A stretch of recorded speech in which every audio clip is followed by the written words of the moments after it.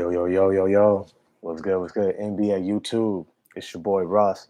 Back to you with another episode of The Rock Never Stops.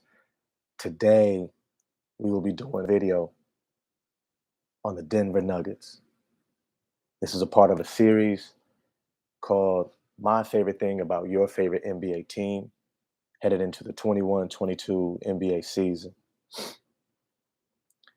My favorite thing about the Denver Nuggets, honestly, is the organization.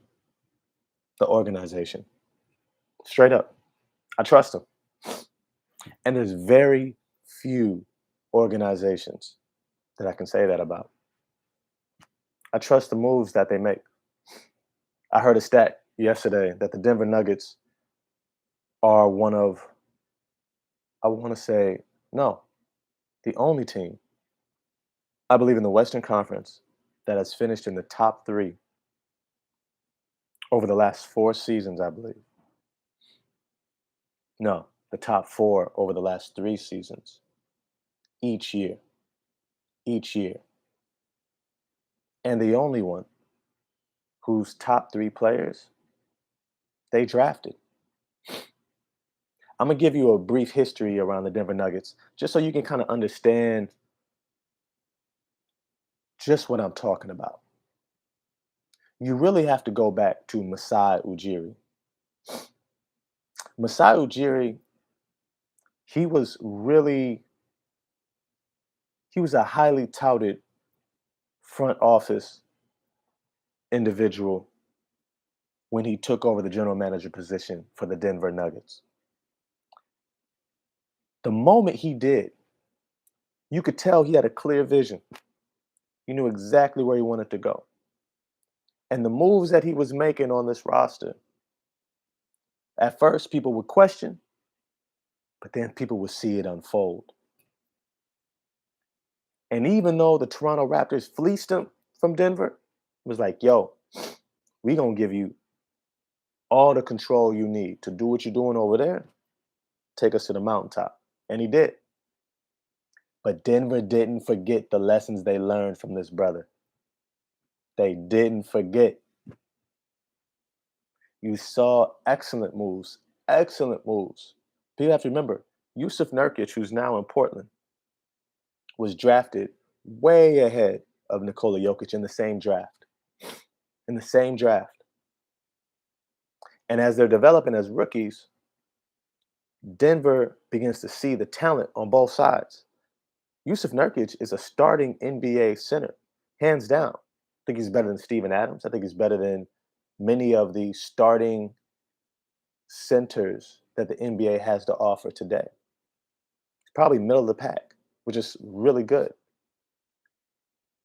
And yet the Denver Nuggets had the foresight, much in how the Golden State Warriors saw Draymond Green and David Lee and was like, nah, we need Dre. He's going to help us win, take us to the mountaintop. They did the same thing with Nikola Jokic and was like, man, Nurkic, you're good. You're really good. You got all-star level talent as a center. But this guy has a higher ceiling. And he looks ready to take us there. And so they chose Nikola Jokic. They traded away Yusuf Nurkic to Portland. But they didn't just trade him away for pennies on the dollar. Not like Cleveland did with Kevin Porter Jr. They didn't just give him away for second-round pick. They traded him for Will Barton, who has been a cog within this core of the Denver Nuggets throughout this playoff run over the past 3-4 seasons. Will Barton has been somebody that they've been able to rely upon to not just score, but to be a lockdown defender in tough playoff series. But then they don't just stop there. People forget.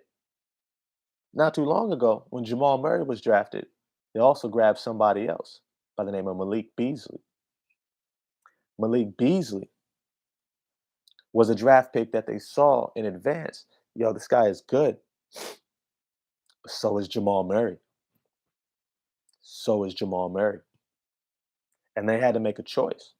They made the right choice. Malik Beasley is good. He's good. Playing in Minnesota, with the Timberwolves. I think he averaged 20 points a game last season. Shot a whole bunch of threes on a great percentage. Looks like he's gonna have a long career in the NBA. But he's not Jamal Murray. He's not back-to-back 50-point games in playoff series Jamal Murray. Knock off the Clippers in the playoffs Jamal Murray. Can't do nothing with that boy Jamal Murray. That's not who he is. They made the right choice. And now today, you see the Denver Nuggets have not just done a great job of making those decisions, but look at what they've done in the draft. Look at what the Denver Nuggets have done in the draft.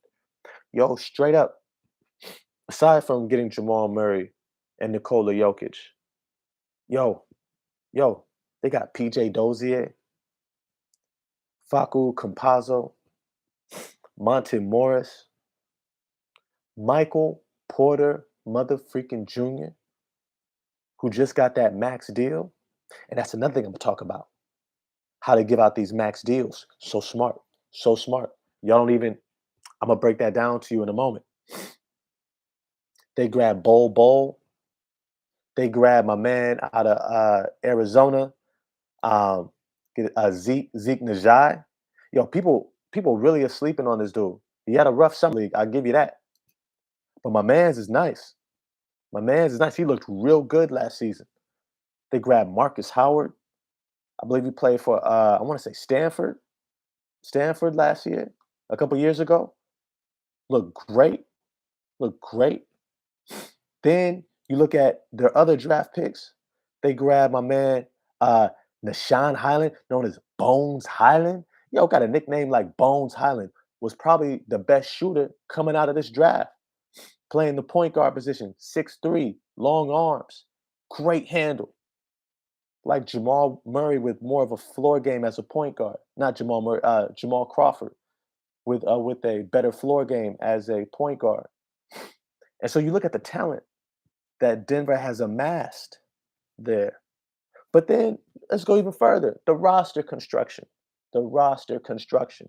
Picking up Aaron Gordon just as Paul Millsap was beginning to become too old to be able to play that role next to Nikola Jokic. Aaron Gordon gives you everything that Paul Millsap was giving you and a little bit more. Maybe not as good of a shooter or the playoff experience, but being that Swiss Army knife defender, someone who can make the right pass, the right read, he can play across different positions. He's a team first guy. He's somebody that can move great without the ball. He cuts so great off the ball. And his athleticism allows him to play above the rim as they haven't really had another player to do. But they just didn't stop there, though. They didn't stop there. They grabbed Jeff Green this offseason. They re-signed Austin Rivers, who had a great playoff run with them. They picked up J. Michael Green. Yo, this team is so versatile right now. So versatile. They're poised for a playoff run. Straight up, they're poised for another playoff run, deep playoff run.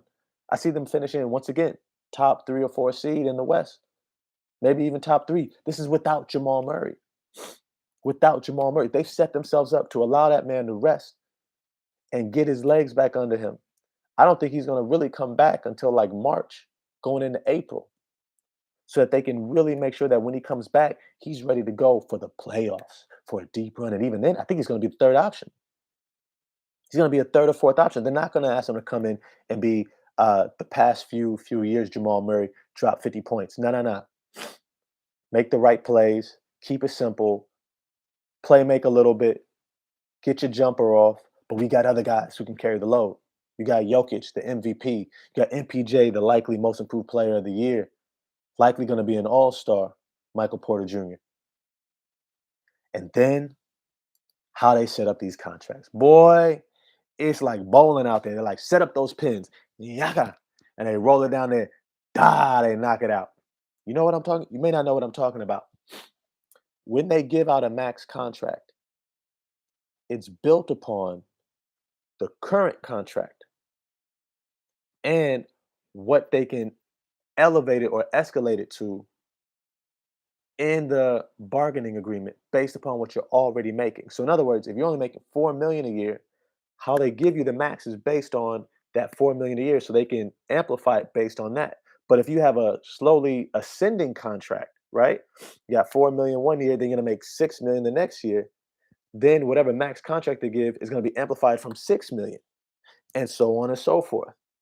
So that actually means that by signing these guys to a max deal a year earlier than where they would have needed to, they actually are saving themselves anywhere between $5 to $10 million annually, which allows them to then use that money to sign other players. This is why they're so deep right now. This is why they can sign to Aaron Gordon. This is why they can sign Austin Rivers and re-sign him. This is why they could sign a J. Michael Green and a Jeff Green. This is why this team is so deep, because they make these strategic moves. They did the same thing with Nikola Jokic, the same thing with Jamal Murray. When they first signed him, everybody was like, whoa, why are you signing him for all this? And then all of a sudden, the very next season, they're like, oh, this dude balled out. He was way worth it. And then you're like, yeah, but we got him for cheaper though.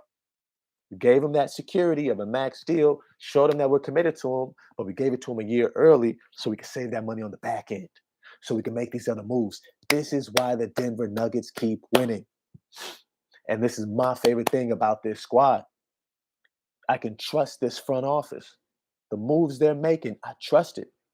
I'm going to trust them when it comes to deciding between Monte Morris, Campazzo, and Bones Highland. I'm going to trust them. I'm going to trust them. I'm going to see what they do, but I'm going to trust it because I see that they got that eye open. They're looking at something different, looking at something different. It's on a different plane. Everybody's moving down here. You know what I'm saying? Not quite sure what they're doing. San Antonio, I don't know what they're doing. The New Orleans Pelicans, huh? What are y'all? Okay, I'm waiting to see it. Make the playoffs, maybe. You got a superstar, right? Can you? I don't know. Not sure what these teams are doing. When I look at Denver, I see what they're doing. I see what they're doing. I see it. And it looks good. It looks good. So, yo, once again, my name is Ross. This is The Rock Never Stops. Hope you enjoyed the video today. If you did, like, subscribe, leave a comment. I definitely respond. And I look forward to the next one. I'm out. Peace.